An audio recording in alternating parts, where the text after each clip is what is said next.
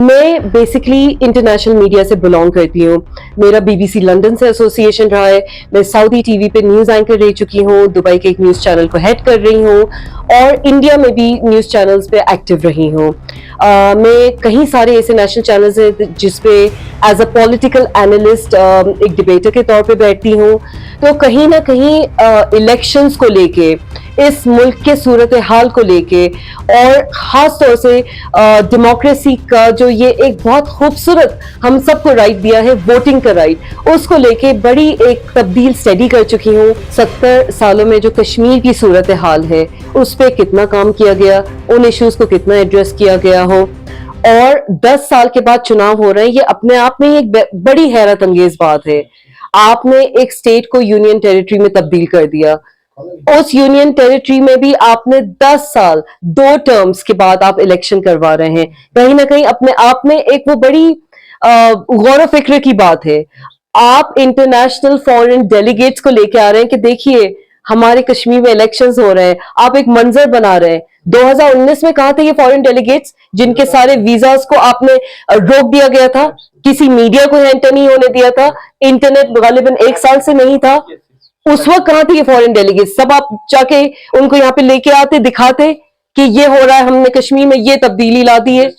या तो own up that, या तो आप कहें कि हमने 370 करके मीडिया की आवाज बंद करके, उनका गला घोट के, लोगों को इंटरनेट की फैसिलिटीज खत्म करके, मेजर पॉलिटिकल लीडर्स को बंद करके आपने सही किया। या तो आप ये कबूल करें, या फिर अभी मीडिया और फॉरेन डेलीगेट्स को लाके आप इसका एक तमाशा नहीं बनाएं। ये इलेक्शन कश्मीरियों का बेसिक फंडामेंटल कॉन्स्टिट्यूशनल राइट है। राइट टू वोट हर सिटीजन का हक है जो हिंदुस्तान का संविधान देता है। मोदी जी या अमित शाह जी से हमें यह हक नहीं मिलता है। यह हक हमें बाबा साहब अंबेडकर जी के कॉन्स्टिट्यूशन ने दिया है। यह हक हमें हिंदुस्तान की कोर्ट्स देती हैं। यह हक हमारा बुनियादी हक है। हर वो शख्स जो वोटिंग राइट्स के लिए एलिजिबल है उसको जाके वोट करना चाहिए। आपने इतने अरसे के बाद यहाँ पे पहले तो इलेक्शंस कराए, उसमें भी आप इस तरह से चाह रहे हो जिस तरह से सजाद जी ने, डॉक्टर सजाद ने इंडिपेंडेंट कैंडिडेट्स की बात करी है, उस तरह की करी। ठीक है, इलेक्शन लड़ना एक सिटीजन जिसके ऊपर कोई मतलब जो एलिजिबल है इलेक्शन लड़ने के लिए वो लड़ सकता है। But at the end of the day आपका तो यही मंशा है ना, आपकी तो यही कोशिश है कि एक हंग असेंबली हो जाए, कोई एक पार्टी को तादाद में वोट्स नहीं मिले। जम्मू में आप समझते हो कि बीजेपी वालों को ही वोट मिलेगा, आप ही के सारे कैंडिडेट जीत जाएंगे, जबकि ऐसा नहीं है। कश्मीरी पंडित भी उतने ही परेशान है जितना एक कश्मीरी मुसलमान परेशान है। काम आपने किसी के लिए नहीं किया है। आप अगर उनको वोट बैंक समझ के, कश्मीरी पंडितों को वोट बैंक समझ के आप चाहते हो कि आप एक मेजॉरिटी में एक पार्टी बना लो, अपनी यहाँ पे सरकार बना लो, आप बहुत बड़ी गलत फहमी में जी रहे हैं। कश्मीरी यूथ एम्पावर्ड है, कश्मीरी वोटर बेवकूफ नहीं है जो आप बनाए रखना चाहते हैं। ये प्रेस कॉन्फ्रेंस पॉलिटिकल है ही नहीं। ये प्रेस कॉन्फ्रेंस कर रहे हैं हम जनता की एक आवाज रखने के लिए, हम जनता की बात रखने के लिए। कश्मीरियों की मन की बात कौन सुनता है? कश्मीरियों की मन की बात कौन आगे रखता है? मीडिया को तो आपने यहाँ पे चुप करके रखा हुआ है। जरा कोई बोल दे। आज मैं नॉन कश्मीरी होके श्रीनगर में ये प्रेस कॉन्फ्रेंस कर रही हूं, मुझे इस बात का कोई भरोसा नहीं कि यहां से निकलने के बाद मैं भी महफूज हूं या नहीं।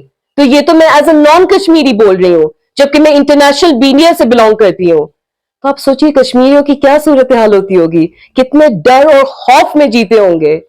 आपने इतना डरा के रख दिया है इन कश्मीरियों को, इन जम्मू वालों को, कि बेचारे ना ये अपनी आवाज सामने रख पाते, ना कोर इश्यूज टैकल कर पाते। सारी पॉलिटिकल पार्टीज जाके 370 पे बात कर रहे हैं, 35A पे बात कर रहे हैं। भाई आप बताइए, आप बिजली के लिए क्या कर रहे हैं? इलेक्शन में आपके जो चुनावी मैंडेट है, आपके मैनिफेस्टो में शिक्षा की कहां पे बात हो रही है, हेल्थ की कहां पे बात हो रही है? कितने हॉस्पिटल्स आप बनाएंगे? कितने मोहल्ला क्लिनिक्स वाला जो दिल्ली का कॉन्सेप्ट है उस टाइप का कोई कॉन्सेप्ट लेके आएंगे? आप रोड्स कब ठीक करेंगे? आप ये डीसिल्टिंग का जो लेक का मसला है, जो फरहान भाई ने अभी जिक्र किया, उस पर कब आप बात करेंगे? आप कश्मीरी यूथ को जॉब्स कब देंगे? 370 हटा के आपका यही मंशा थी कि आप एमएनसीज लेके आएंगे, यही कहा था ना आप लोगों ने। कितनी एमएनसीज आ गई, कितनी जॉब्स क्रिएशन हो गई, कितने यूथ को एम्प्लॉयमेंट आपने दे दी, कितनों को जॉब्स दे दी। जहां पे सरकारी जॉब्स जिनके पास है ना वो खुश है, प्राइवेट जॉब्स तो यहाँ पे बेरली एग्जिस्टेंट है। 3-3 हजार में यहाँ पे लोग महीने पे काम कर रहे हैं। घर कैसे चलेगा? बच्चियों की शादी कैसे होगी? जो यूथ ड्रग्स में आपको ढकेल के आपने उनको डिप्रेशन में लाके रख दिया है, उनकी कौन बात करेगा? What are you even talking about? Core issues का आप तक जब तक टैकल नहीं करेंगे, ना कश्मीर सुधर सकता, न जम्मू सुधर सकता, और न इस जो जिसको कश्मीर को जन्नत on earth, heaven on earth कहा जाता है, इस वैली में कुछ पीस नहीं आएगा। Better for the whole India, it's better for the whole world. अब जम्मू कश्मीर के लिए अगर अच्छा काम होता है, ये नहीं कि पूरे हिंदुस्तान के लिए अच्छा है, it's better for the whole world. तब जाके खुशहाली आ सकती है। This is my personal belief, और मेरा पर्सनल बिलीफ कभी झूठा नहीं होता है। तो आपने फेक केसेस में, फॉल्स केसेस में फेक एलिगेशंस लगा के जेलों में बंद कर रखा है, कश्मीर के बाहर जेलों में बंद कर रखा है, उनके ऊपर पीएसए लगा के, यूएपीए लगा के। ये इतने ड्रैकोनियन लॉज हैं जो ब्रिटिशर्स के टाइम पे चलते आ रहे थे, वही लॉज आज तक मौजूद है, जिसमें बर्डन ऑफ प्रूफ हो जाता है अनफॉर्चुनेटली अक्यूज के ऊपर।